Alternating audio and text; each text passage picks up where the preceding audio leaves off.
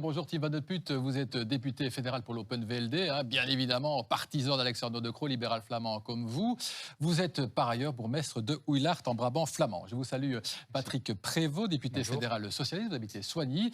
Vous évidemment, votre favori, c'est votre président de parti, Paul Magnette, et vous dites que c'est une évidence. Bonjour Samuel Kogolati, député fédéral écolo, vous habitez oui, vous êtes parfaitement bilingue, vous travaillez d'ailleurs à la KU Leuven, l'université de Louvain. Certains vous voient ministre dès d'ailleurs ce jeudi, grâce notamment à ce bilinguisme et à vos qualités, bien évidemment. Je vous salue aussi à distance Sophie Rohoni, députée fédérale pour Défi. Vous habitez Rode-Saint-Genèse. Vous serez dans l'opposition, tout comme Nabil Boukili. Bonjour, monsieur Boukili, député fédéral pour le PTB. Vous habitez Forêt. Avant d'être député, si je ne m'abuse, vous étiez gardien de musée. Tout à fait. Magnifique. Madame, monsieur, c'est donc la question du week-end. Hein, Paul Magnette ou Alexander De Croo. C'est à l'instant même que cela se décide.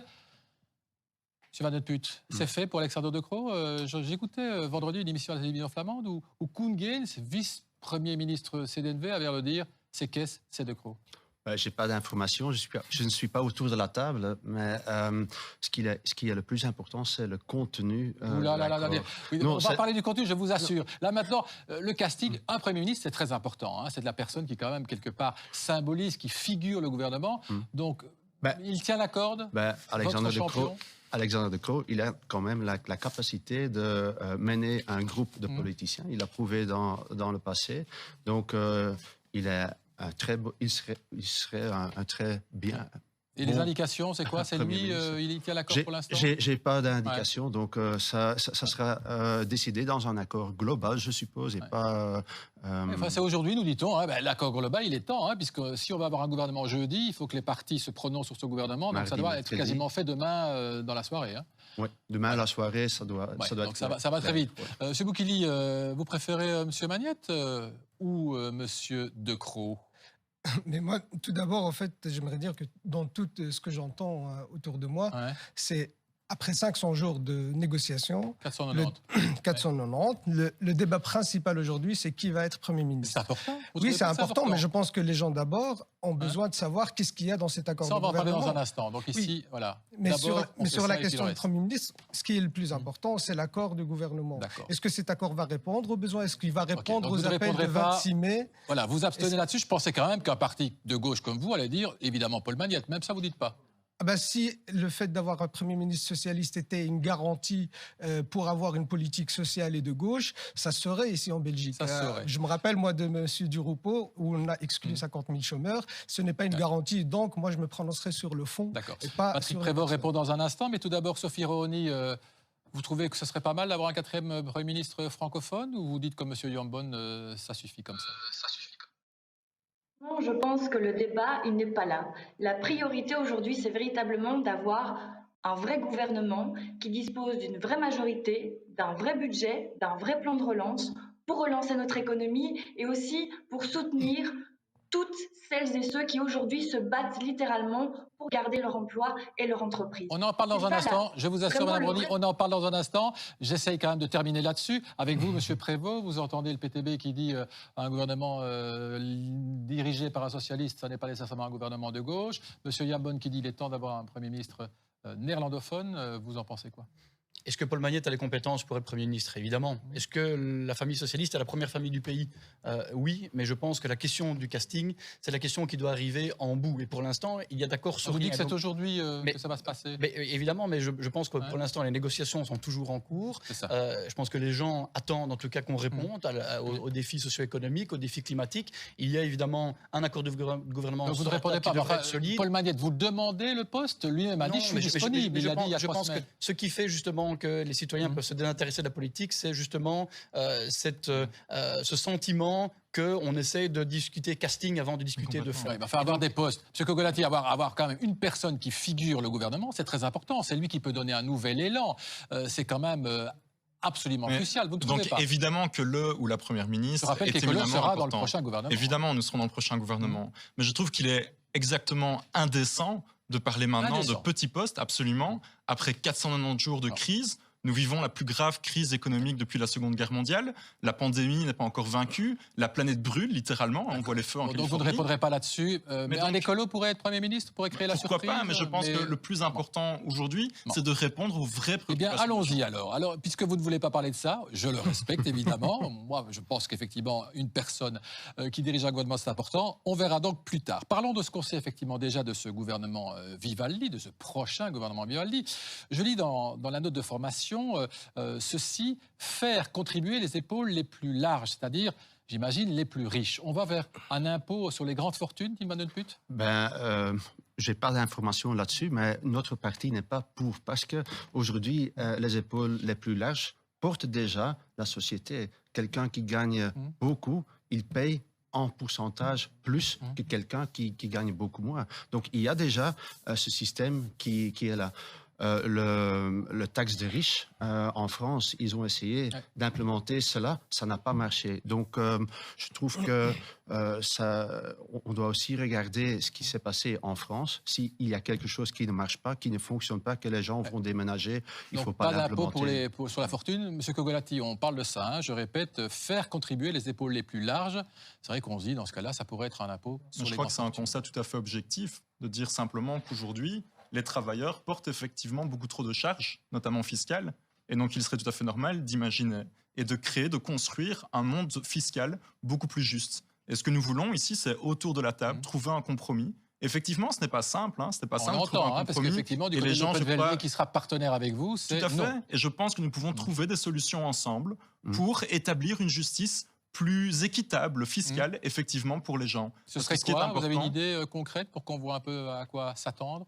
Mais donc, par exemple, une meilleure lutte contre la fraude fiscale. Oula, j'entends ça depuis que je suis journaliste, ça fait déjà 32 ans. Mais on a vu toute cette semaine, dans Le Soir, notamment dans le CNAC, de graves cas de fraude fiscale. Je pense qu'il n'y a rien de plus légitime et rien de plus juste qu'un gouvernement fédéral s'attaque à ce fléau. Monsieur Boukili, vous étiez content quand vous voyez quand même dans cette note de formation, on verra évidemment ce qui va arriver au bout, mais faire contribuer les épaules les plus riches, les plus larges, les plus riches d'ailleurs, vous sautez de joie. Ça dépend ce que ça veut dire. Je vois déjà qu'il n'y a pas d'accord ici entre les partis qui sont autour de la table de négociation. Nous, on est pour une taxe des millionnaires parce qu'on trouve que c'est indispensable pour faire face à la crise. La question qui se pose aujourd'hui, suite à la crise sanitaire et à la crise économique, qui va payer? S'il n'y a pas une participation importante du capital, c'est les travailleurs et c'est les citoyens qui vont payer. Et ça, on est tout à fait contre. Je pense qu'on a déjà assez payé depuis la crise de 2008, depuis la crise sanitaire. Maintenant, c'est faire contribuer les plus riches. Et ça, c'est quelque chose d'indispensable. Vous dites la même chose qu'écolo, j'entends. Madame Brownie, on va vers ça. C'est vrai que Défi n'est pas au gouvernement. Vous étiez disponible, on n'a finalement pas fait appel à vous. Vous pensez que ce serait une bonne idée que ces épaules les plus larges contribuent? Je poserai la question à M. Prévost dans la foulée. Je pense effectivement qu'on doit se diriger vers un système fiscal qui soit plus juste. Notre système fiscal aujourd'hui, il est truffé de niches fiscales. Et ça ne va pas, et on voit effectivement que peut-être que certaines personnes tirent profit de ce système. Maintenant, moi, je pense que la priorité aussi, vraiment par rapport à cette fiscalité, c'est vraiment d'aplanir les choses et aussi de se rendre bien compte que notre pays est un des pays dont les revenus du travail sont les plus taxés, sont les plus imposés. Et ça ne va pas. Et donc, on doit peut-être aller vers une réflexion qui se dirige plus vers les revenus du capital, notamment. Monsieur Prévost, vous entendez deux positions quand même assez nettes. C'est vrai que votre futur partenaire libéral flamand qui dit pas question de taxer la fortune, Monsieur Cogolati qui trouve déjà une porte de derrière en disant on va finalement mieux lutter contre la fraude fiscale, que dites-vous? Il faudrait évidemment trouver des accords. Il y a 7 partis autour de la table et je vous annonce un scoop. L'accord du gouvernement ne sera pas la traduction du programme du Parti socialiste parce qu'il faudrait évidemment trouver des consensus et il faudra pouvoir s'attaquer. Maintenant, cette phrase que vous avez ressortie de l'accord celle qui a fait le plus du parler, gouvernement, effectivement, mais je pense que tout le monde peut s'accorder en tout cas sur cette phrase. Je suis certain que même monsieur Van den Put, on a eu notre pays ces derniers mois à fonctionner grâce à des fonctions qui ont été pendant des années dévalorisées. Le personnel soignant qui a tenu à bout de bras la santé de nos citoyennes et de nos citoyens. Le personnel qui a travaillé dans la grande distribution et qui a continué à approvisionner nos Belges. Les services de nettoyage également qui étaient aussi importants. Mais donc ce sont des personnes qui ont été dévalorisées pendant des années. Et donc effectivement, au niveau de la fiscalité notamment, il faudra pouvoir trouver des solutions pour que... Aller vers les plus riches ou pas? Vous allez taxer les plus riches ou pas? On ne peut en tout cas pas demander à celles et ceux qui aujourd'hui ont du mal à payer leur loyer de contribuer encore davantage. Vous n'êtes pas fort concret, M. Prévost. Mais bien sûr, il faudra trouver évidemment des solutions. Et donc, oui, les plus riches doivent, à mon avis, contribuer, oui, clairement. Oui, donc éventuellement un impôt sur les plus riches. Ça peut être effectivement une solution. Une phrase là-dessus. Oui, on sent bien quand même qu'il y a des différences assez nettes entre vous. La future coalition, c'est la première fois qu'on fait ce vrai débat Vivaldi. Je suis plutôt en phase avec M. Cogolati qui dit oui, il y a la fraude fiscale. Aujourd'hui, quelqu'un qui fait la fraude, il peut acheter son procès. Donc, et ça, au niveau justice, on peut changer des choses pour que des procès ne durent pas des années et des années. Ça dure 1 an, c'est clair, et ils payent. Boum. En tout cas, on se rend compte de ce qui se passe actuellement autour de la table. Effectivement, avec donc le PS qui continue à dire qu'il faut taxer les fortunes, en tout cas les plus riches. L'Open VLD pas, Écolo est un peu entre les deux. Enfin bon, bref, je pense qu'il faut un compromis. On a compris et manifestement, ça discute ferme. Espérons que vous serez prêts pour ce gouvernement jeudi. Nous retournons d'ailleurs pour avoir un peu de savoir exactement ce qui se passe à cette table des négociations avec Chantal Monet qui est à la Fédération Wallonie-Bruxelles. Là où vous venez de voir, Chantal, Sophie Wilmès, une négociatrice bien sûr.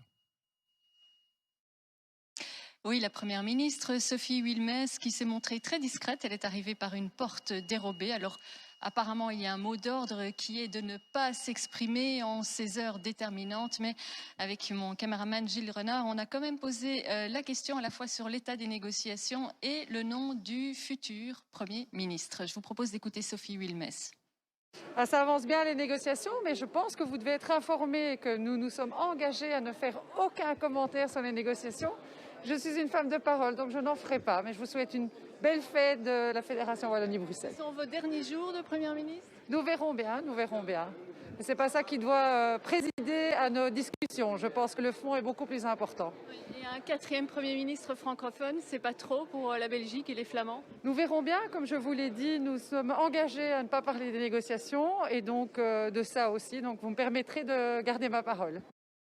Voilà, bravo Chantal qui a réussi à trouver Madame Wilmès, qui d'ailleurs ne dit pas exactement la même chose que ce qu'elle disait hier sur la radio flamande. Hier, elle disait « je serai sans doute vice-première ministre dans le prochain gouvernement Vivaldi ». Aujourd'hui, elle laisse entendre qu'elle pourrait encore être première ministre. S'est-il passé quelque chose? Y a-t-il un dénouement inattendu à la clé? On va voir, on va suivre bien sûr tout cela. Mais comme ici autour de la table, vous ne voulez pas en parler, on va continuer sur les dossiers très concrets. Avant cela, Audrey Lenens, que dit-on dans les réseaux sociaux? Écoutez, sur les réseaux sociaux, on remarque effectivement que même autour de la table ici, tous les avis ne sont pas dans la même direction.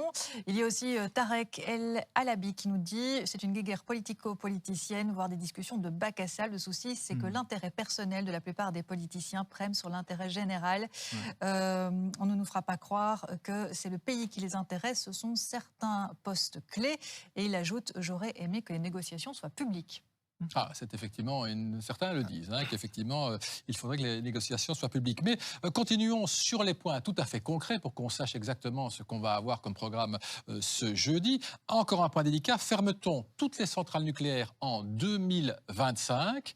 Je commence avec vous, M. Cogolati. C'est acquis, c'est un point évidemment très cher à Écolo. On ferme tout en 2025 ? Ce qui est très clair, c'est que moi j'ai vu les études d'Elia, d'Énergiville, y compris d'Engie, et toutes les études disent aujourd'hui qu'il est possible effectivement de sortir du nucléaire en 2025. Maintenant, c'est évidemment un fameux enjeu. On sait que nous avons accumulé beaucoup de retard et donc il s'agira ensemble de nouveau, avec les 7 partis de la coalition, d'amorcer la transition énergétique que tout le monde attend. Parce que ça, c'est très clair, c'est très net. Aujourd'hui, le climat, le défi climatique et environnemental peut devenir le premier employeur d'Europe, et y compris en Belgique. Et je crois que nous devons relever ce défi de nouveau ensemble. En tout cas, vous le dites très clairement, du côté d'Écolo, on doit tout fermer en 2025. Monsieur Van Hultputte, pour l'Open VLD, votre parti qui a toujours été plus sensible à l'idée de laisser ouverte une centrale ou l'autre. Nous avons décidé dans des gouvernements précédents de fermer les centrales nucléaires. Maintenant, il y a aussi la réalité. On est en retard, comme M. Cogolati dit déjà. On doit regarder ça d'une façon pragmatique. Il y a un groupe de travail qui a investigué cela.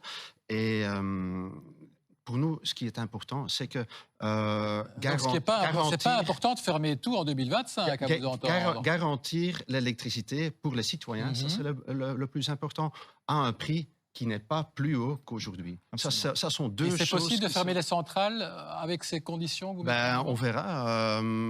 Ça sera juste, je dirais, mais regardons ça d'une façon pragmatique et pas, disons, 25, ça peut être 26, 27, mais regardons ça d'une façon pragmatique pour les citoyens et pas uniquement pour les partis politiques. Ça peut être 26, 27, Monsieur Prévost. Vous dans l'accord que vous avez avec la NVA, d'ailleurs, vous laissiez des centrales ouvertes. Voilà, depuis le début du débat, en tout cas, on fait de la politique fiction, parce que vous ressortez évidemment des points qui sont sur la table. C'est surtout les points importants, les points dont on discute à l'heure qu'il est. Vous êtes des représentants éminents de chaque part. Voilà, effectivement, mais donc, tant qu'il n'y a pas d'accord sur tout, il n'y a d'accord sur rien. Donc, effectivement, cette sortie du nucléaire pour 2025 est sur la table. C'est un objectif ambitieux auquel on doit évidemment pouvoir souscrire, mais on doit faire évidemment preuve de pragmatisme. Je le discutais tout à l'heure avant de venir en débat avec M. Ernst, qui sera d'ailleurs votre invité tout à l'heure, et il disait effectivement qu'il faudra pouvoir avoir une ministre ou un ministre de l'énergie qui prenne pleinement, en tout cas, à bras-le-corps ce dossier, parce que ce ne sera pas une mince affaire. D'accord, mais quand effectivement vous entendez M. Van Ulput qui dit ça peut être 2026, 2027, ne nous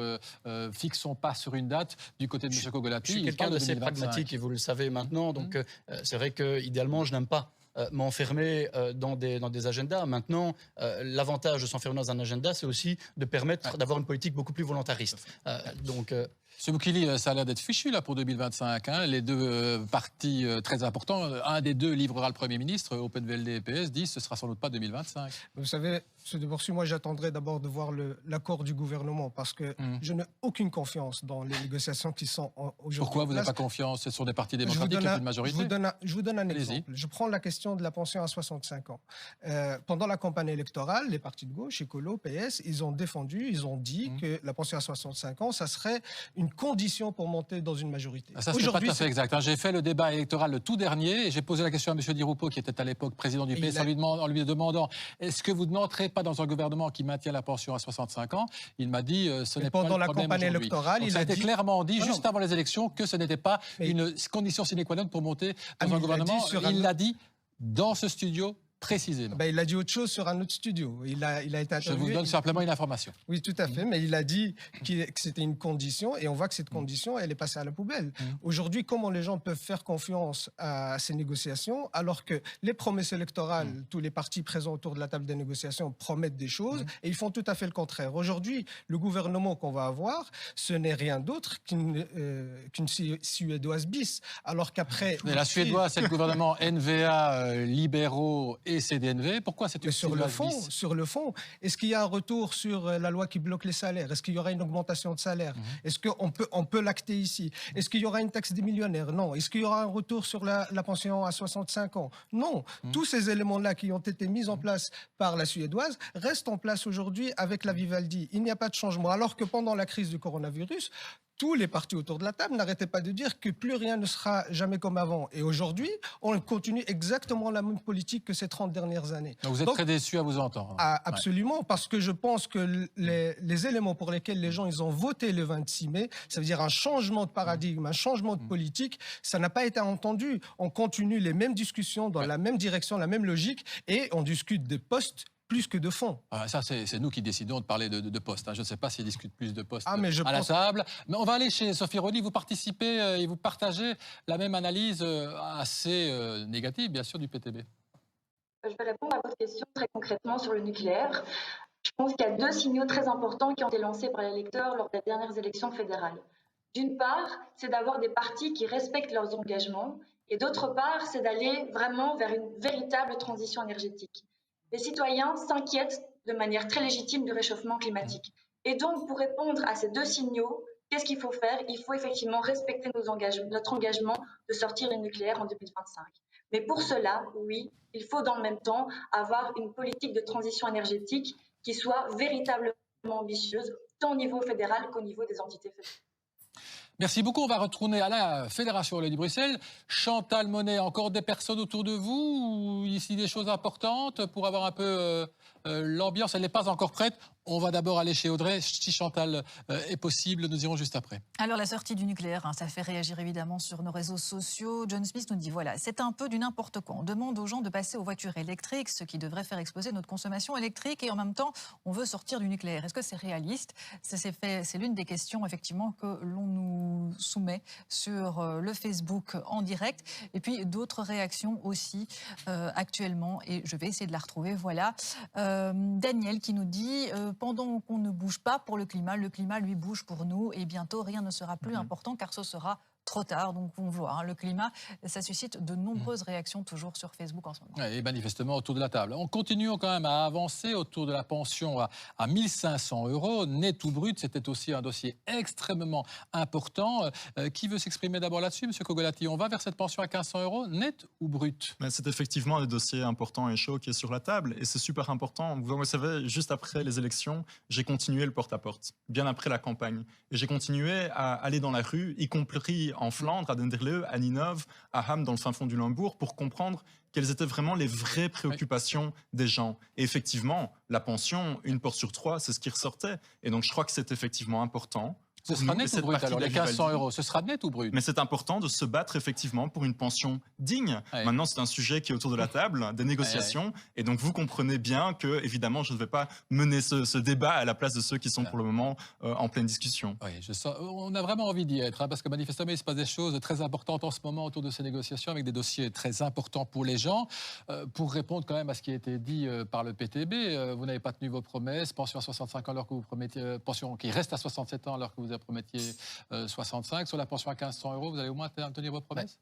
Je voudrais quand même dire à mon collègue, M. Boukili, que je l'ai dit d'emblée, il n'y aura pas 100% de la transcription du programme du Parti socialiste dans l'accord de gouvernement.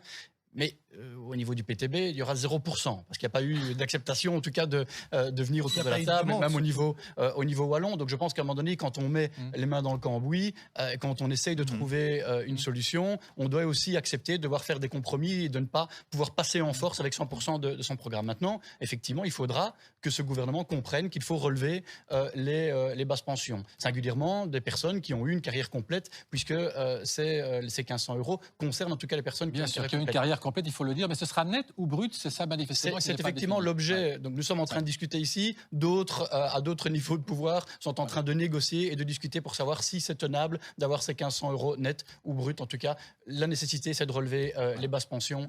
Ça, je pense qu'on s'accorde tous à le dire autour de la table. On en saura plus dans les prochaines heures. Donc d'accord avec la pension à 1 500 €, net ou brut, vous n'allez pas vous exprimer? Net ou brut, c'est le mécanisme. Si brut, il y a peu d'impôts qui sont payés là-dessus.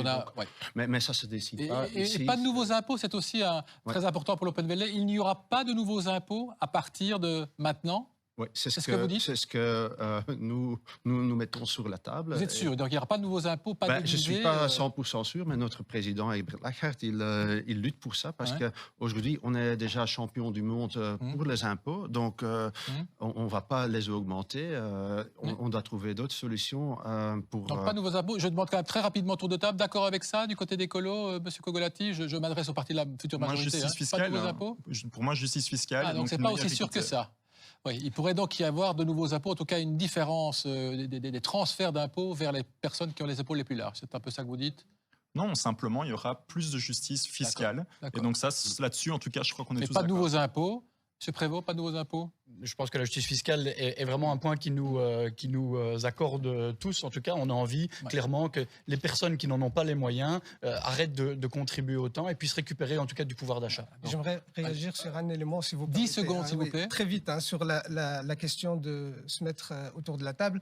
En 490 jours, on n'a eu aucun coup de fil, ni d'informateur de gauche ou de droite. Oui, vous avez un programme aussi très différent des autres. Non, mais on aurait pu peser dans les débats sur la question des 1500 €. Le gouvernement wallon, effectivement, vous avez été appelé, ça n'a pas fonctionné. Les 1500 €, par exemple, les 1500 €, il y a 5 ans, quand on a lancé notre campagne, aucun parti n'en parlait. Aujourd'hui, ça s'impose dans le débat politique. Voilà. Ça veut dire que même de l'opposition, on s'impose dans le débat politique. L'effet majeur de cette année, c'était les fonds blouses blanches, c'était suite à la lutte des blouses blanches et une proposition du PTB. Et c'est un texte socialiste, effectivement. Tout le monde est content. On va terminer par ce consensus et on est vraiment très curieux de voir ce qui va se passer dans les prochaines heures. Merci à tous. Bon retour, bien sûr, aux 4 coins du pays. Bonjour également à Madame Raoni. Vous regardez, c'est pas tous les jours dimanche, sur RTL Info, RTL Play, Facebook et RTL TVI. Voici la suite du programme. Nous retournons